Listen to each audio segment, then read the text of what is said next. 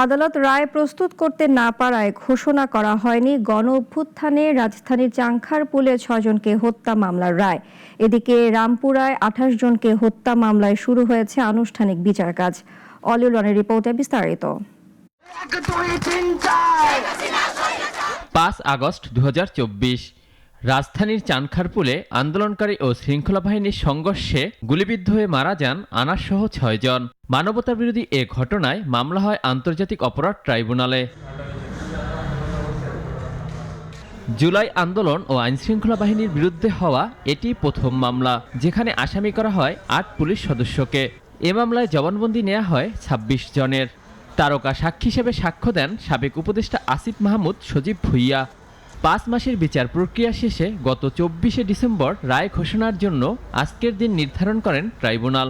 তবে আদালত রায় প্রস্তুত করতে না পারায় রায় ঘোষণার জন্য ২৬শে জানুয়ারি নতুন দিন নির্ধারণ করেন ট্রাইব্যুনাল। এদিকে রামপুরায় ২৮ জনকে হত্যা মামলায় শুরু হয় আনুষ্ঠানিক বিচার প্রক্রিয়া। মাননীয় বিচারকগণ তাদের প্রস্তুতির অভাবের জন্য রায়টি সম্পূর্ণভাবে প্রস্তুত না হওয়ার কারণে আজকে আদালতে উঠে তারা জানিয়েছেন, যেহেতু রায়টি সম্পূর্ণভাবে প্রস্তুত হয়নি, সে কারণে আগামী ২৬শে জানুয়ারি এই মামলার রায় তারা প্রদান করার জন্য পুনরায় তারিখ নির্ধারণ করেছেন। চিফ প্রসিকিউটরের সূচনা বক্তব্য শেষে এ মামলায় সাক্ষ্য দেন বিশ্বজিৎ রাজবংশী। তুলে ধরেন বাবার হত্যার বিবরণ। ১ নম্বর সাক্ষী বিশ্বজিৎ রাজবংশী তার পিতা গঙ্গাচরণ রাজবংশীর হত্যার ব্যাপারে সাক্ষ্য দিয়েছেন।